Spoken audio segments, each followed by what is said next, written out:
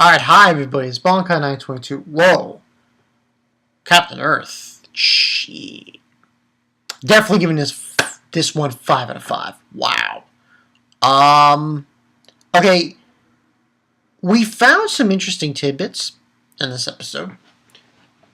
I know the desire to call these two Jesse and James. Amara and Mocha? Moko. Well, we found out in this episode that apparently they are select children, essentially, who are like Tepe and so on and so forth. And there's more of them. And I forgot the name of the agency, but they're part of this agency, essentially. And yeah, and basically there's more of them. And we found out that in this episode. And the episode was called Midsummer's Nights. And that's Knights as in Knig. Oh, by the way, I got to address Killer a second. She's got a problem with Hana. I actually agree. I'm not going to say I have a problem with Hana, but I will say this: Akari is a lot better than Hana. Take that with a grain of salt, because really, you have to, in this episode, you got to give props to Akari. Man, she was like there and like, you know what I mean? She was there and she basically, slapped somebody and put them back to Earth. So basically what happens in this episode, they attack again, obviously. And we also find something out that kind of freaks me out, kind of. They want humans' libidos? And here's the thing that still trips me, is the fact that they want to eat humans. The,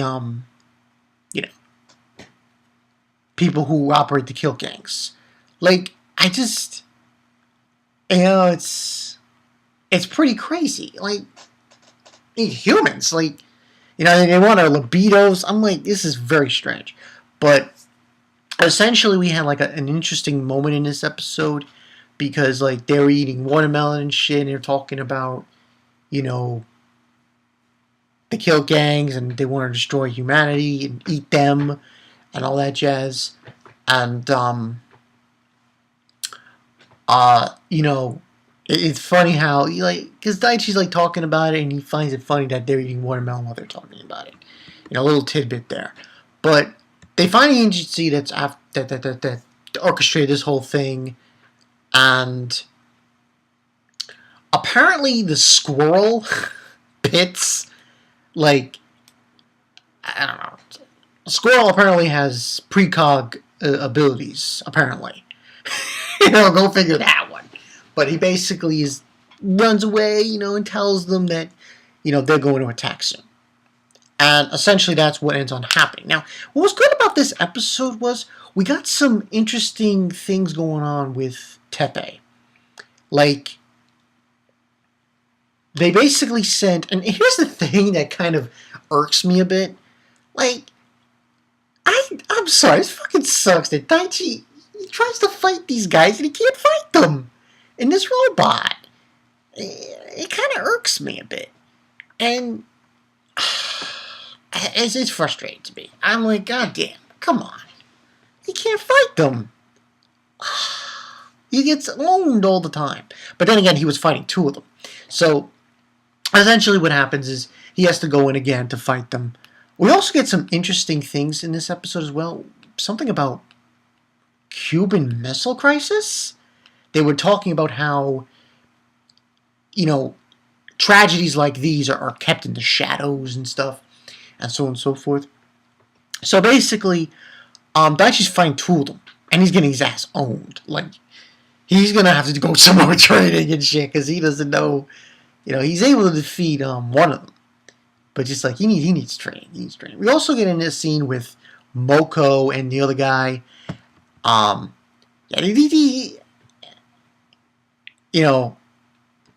They have a very poor way of looking at things, and they want to eat all humans, basically. And it's just so ridiculous, you know?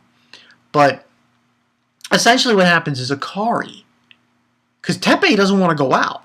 He's getting double teamed, Daichi. And Teppei doesn't want to go out. And then Akari just goes up to him and he's like, oh, bitch slap.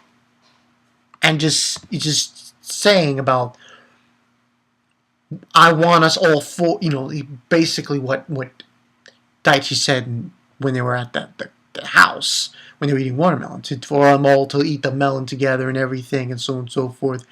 Because he was scared that if he goes in the Kilt Gang again, he's not going to be himself anymore. That was basically the whole story. And, Akari slaps him and says, no, go save Daichi. Go save him, pretty much. And he, mans up and he goes and saves him. And this was cool. I mean, it just goes to show you, to some extent, I agree with her. Kimono Shaka, you can definitely say Akari. I won't say that I hate Hana, but I definitely will say that Akari is definitely better than Hana. Touché. So he goes out, he goes in the Kilt Gang, he ends up helping Daichi. There's this one scene where these two, Jesse and James, we're blasting off of it. That's essentially what's happening every episode. Well, when they attack, they turn into these cube things and they go shoo. So but she creates this massive pink spear. And it's like the thumbnail I have. And Daichi not Daichi, Teppei.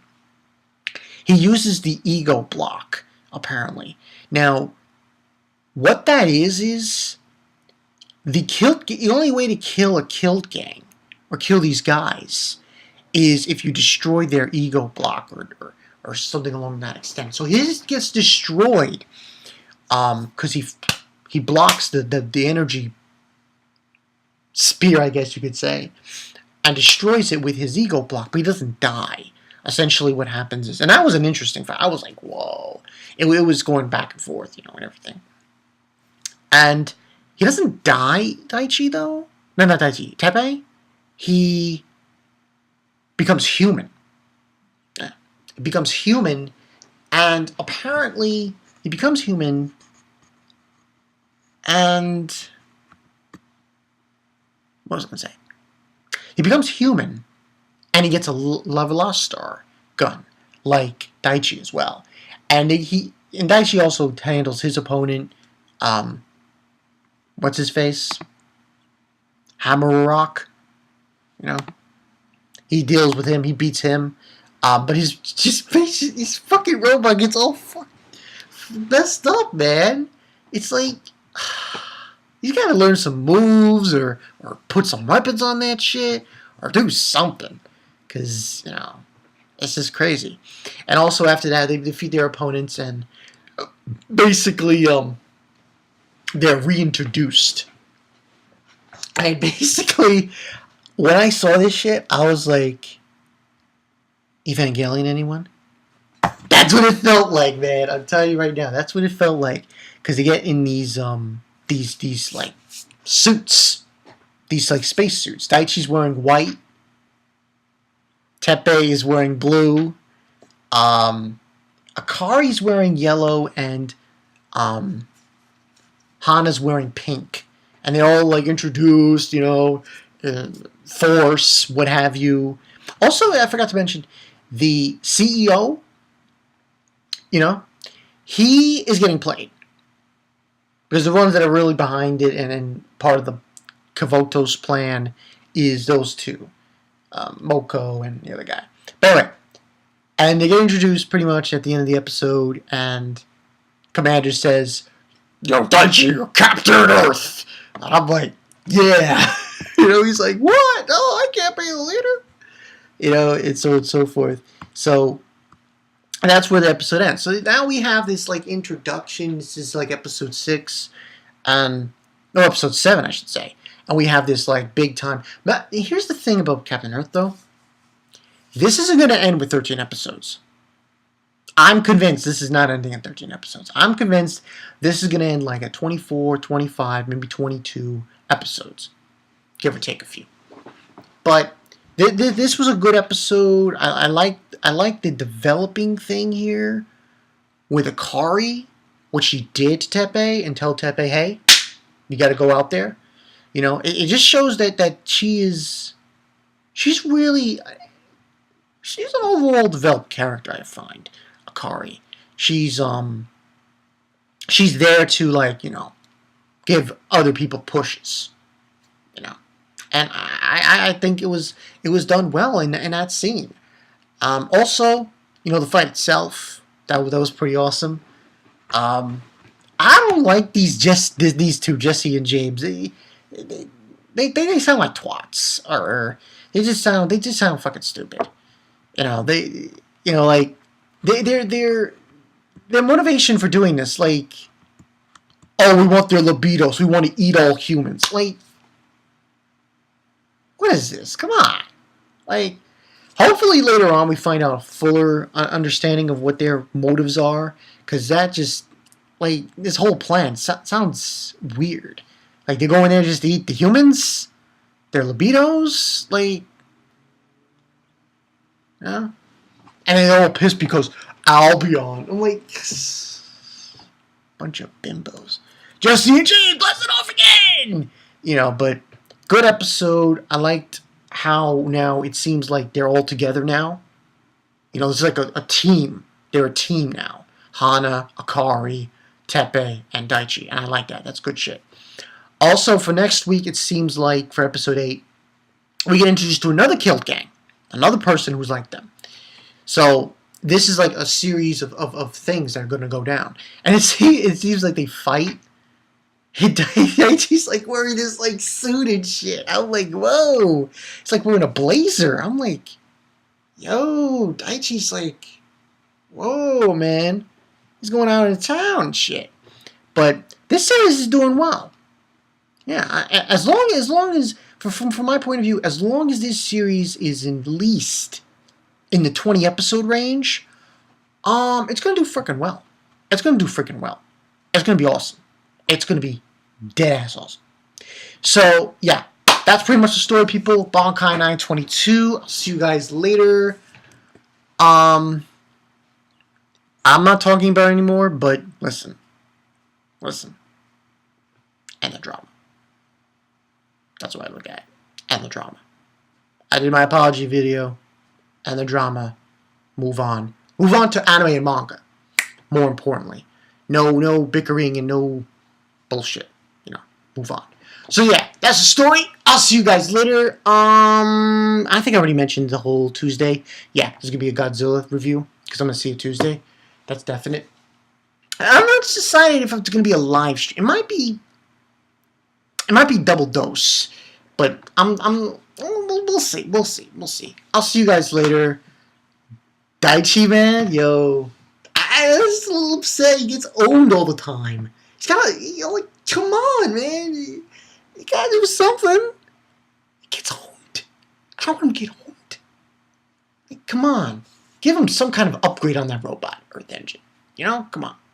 I'll see you guys later. Peace.